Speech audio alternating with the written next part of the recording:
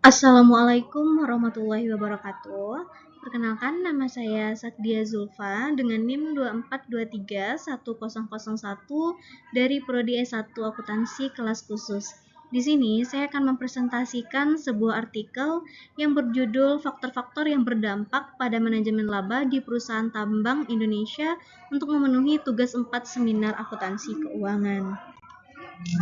Adapun hal-hal yang akan saya bahas di sini, yang pertama itu ada pendahuluan, kedua tinjauan teoritis, yang ketiga metodologi, yang keempat hasil dan pembahasan, dan yang terakhir kesimpulan. Yang pertama saya akan membahas tentang pendahuluan. Pendahuluannya, fenomena manajemen laba terjadi pada kasus PT Timah Tbk, di mana terjadi kesalahan pencatatan laporan keuangan PT Timah Tbk untuk periode tahun 2018. Manajemen PT Timah Tbk melaporkan laba bersih sebesar 531,35 miliar, padahal laba aktualnya hanya 132,29 miliar. Terjadi markup sebesar 399,06 miliar. Kasus ini muncul karena manajemen perusahaan tidak mencatat harga pokok penjualan atas penjualan logam timah sebesar 640 miliar rupiah. Pencatatan yang kurang dari saldo properti investasi sebesar 199 miliar dan pencatatan yang lebih dari aset tetap sebesar 25 miliar. Metode pengakuan pendapatan dari penjualan di rumah dan bangunan yang tidak tepat, pajak dibayar di muka yang tidak tertagih, serta transaksi antar perusahaan dalam satu grup. Selanjutnya yang kedua, yaitu saya akan membahas tinjauan teoritis dari artikel ini. Yang pertama itu mengenai teori keagenan. Teori keagenan menjelaskan hubungan antara dua atau lebih pemilik perusahaan dan manajemen, di mana pemilik perusahaan memberikan kepercayaan kepada tugas dan tanggung jawab manajemen. Salah satunya adalah pengambilan keputusan untuk kemajuan perusahaan. Teori keagenan pertama kali muncul karena adanya pengendalian dan pemisahan dalam perusahaan yang mengakibatkan konflik antara manajemen dan pemilik perusahaan.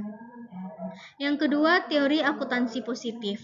Teori akuntansi positif menjelaskan bahwa terdapat 3 hal yang menjadi hipotesis tindakan manajemen laba, yaitu yang pertama, hipotesis pertama bahwa rencana bonus atau imbalan merupakan tindakan yang dilakukan oleh manajer dalam memilih prosedur akuntansi dengan tujuan agar manajer dapat memperoleh kompensasi yang maksimal.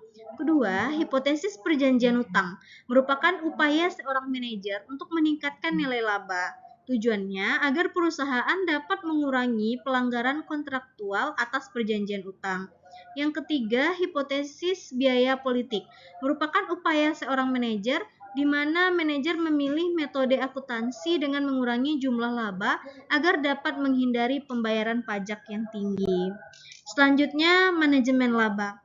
Manajemen laba merupakan upaya manajer untuk dapat memilih prosedur akuntansi yang tepat guna memaksimalkan pendapatan perusahaan atau meningkatkan kesejahteraan perusahaan. Manajemen laba merupakan keikutsertaan manajer dalam menyusun informasi keuangan yang akan disajikan kepada pihak di luar perusahaan dengan tujuan memperoleh keuntungan pribadi. Dapat dilihat bahwa manajemen laba dilakukan untuk mencapai berbagai tujuan, baik bagi perusahaan maupun untuk keuntungan pribadi. Berikut ini adalah gambar dari kerangka konseptual, di mana kerangka penelitian konseptual dapat digambarkan pada gambar di bawah ini. Ada 4 hal yang dapat mempengaruhi manajemen laba. Baik, di sini saya akan menjelaskan satu-satu. Yang pertama yaitu dampak ukuran perusahaan terhadap manajemen laba. Ukuran perusahaan diukur dengan mengelompokkan perusahaan menjadi skala besar, menengah, dan kecil.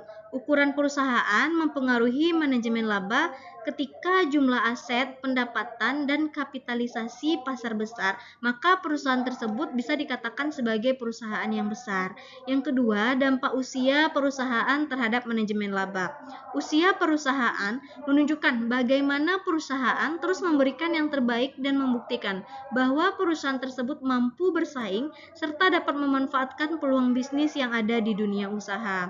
Perusahaan yang telah lama berkecimpung di dunia usaha pastinya akan mendapatkan kepercayaan dari dunia luar.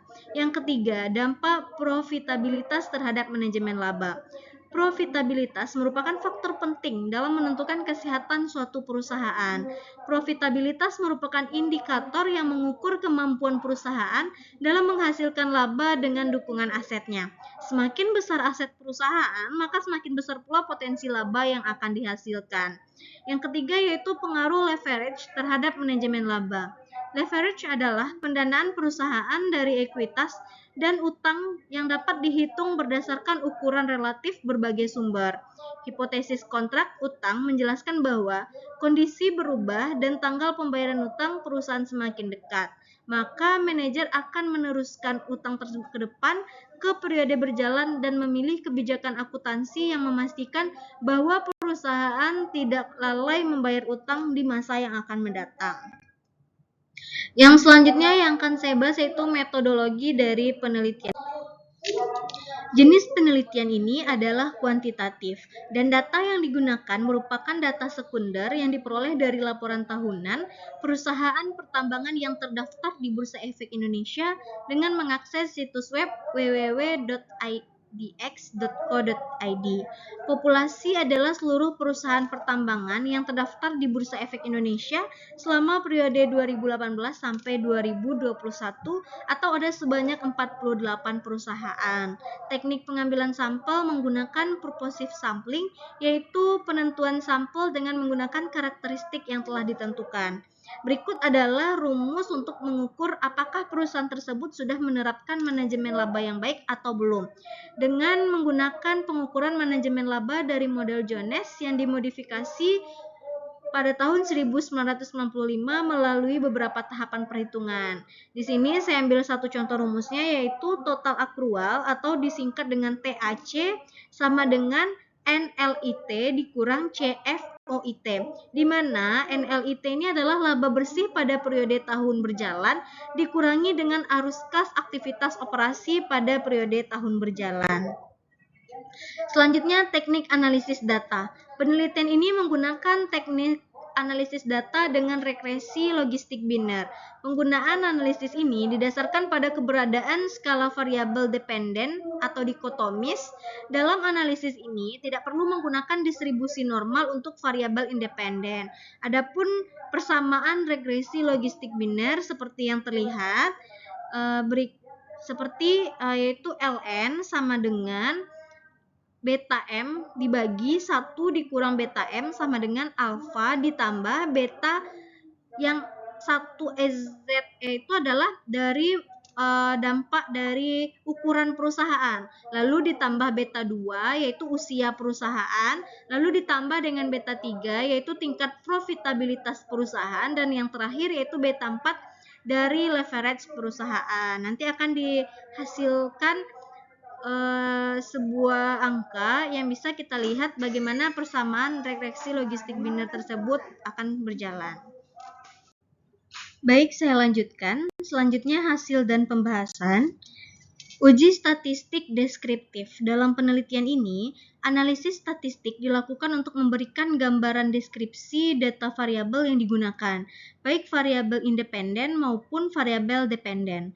Variabel independen terdiri dari ukuran perusahaan yang dilambangkan dengan EZE. Umur perusahaan dilambangkan dengan AGE, sedangkan profitabilitas dilambangkan dengan PRF dan leverage dilambangkan dengan LVR. Yang mana dari keempat variabel independen tersebut dapat diketahui nilai min, minimum, maksimum, dan standar deviasinya. Sedangkan untuk variabel dependen atau tergantung yaitu manajemen laba dengan EMG yang disomolisasi akan dijelaskan dengan frekuensi atau jumlah. Hal ini dikenakan data yang dimiliki oleh manajemen laba bersifat nominal. Berikut hasil dan pembahasan. Di sini ada beberapa perusahaan yang sudah dilakukan analisis, maka dari hasil pengelolaan data melalui SPSS, model regresi logistik biner dapat dibuat sebagai berikut. Berdasarkan penjabaran hasil regresi logistik biner, persamaan regresi logistik menemukan nilai konstanta sebesar 6,882, di mana nilai ini merupakan konstanta yang berarti bahwa jika variabel independen yang ditunjuk adalah ukuran perusahaan, umur, profitabilitas dan leverage, nilainya adalah 0, maka nilai manajemen laba bersifat permanen. Koefisien regresi ukuran perusahaan terhadap manajemen laba adalah minus 0,247, sehingga disimpulkan bahwa setiap peningkatan 1% dalam ukuran perusahaan akan menunjukkan penurunan tingkat manajemen laba sebesar 0,247%, dan juga ada hubungan negatif antara ukuran perusahaan dan manajemen laba. Koefisien regresi yang menghasilkan usia perusahaan dalam manajemen laba adalah minus 0,063, sehingga dapat disimpulkan bahwa setiap peningkatan 1% dalam usia perusahaan menunjukkan penurunan tingkat manajemen laba sebesar 0,063%, dan begitu seterusnya. Kesimpulan dari penelitian ini, hasil penelitian menyimpulkan bahwa ukuran perusahaan tidak berpengaruh terhadap manajemen laba. Usia perusahaan berpengaruh negatif namun signifikan terhadap manajemen laba. Profitabilitas tidak berpengaruh signifikan terhadap manajemen laba, demikian pula leverage tidak berpengaruh. Sementara itu, ukuran perusahaan, usia perusahaan, profitabilitas dan leverage secara simultan berpengaruh signifikan terhadap manajemen laba perusahaan. Dengan tata kelola perusahaan yang handal, dapat membantu menghasilkan informasi keuangan yang relevan dan andal untuk mengurangi risiko pemalsuan catatan dan peningkatan laba yang menyesatkan pengguna laporan perusahaan. Berdasarkan kesimpulan ini, ada beberapa saran dapat digunakan untuk penelitian lebih lanjut pada penelitian mendatang, dan peneliti dapat menggunakan laporan tahunan pada tahun atau periode terbaru sehingga dapat menghasilkan hasil yang berbeda dari penelitian ini. Baik, mungkin sekian yang dapat saya sampaikan. Mohon maaf apabila ada kekurangan dalam penyampaian. Saya akhiri, wabillahi taufik walhidayah. Assalamualaikum warahmatullahi wabarakatuh.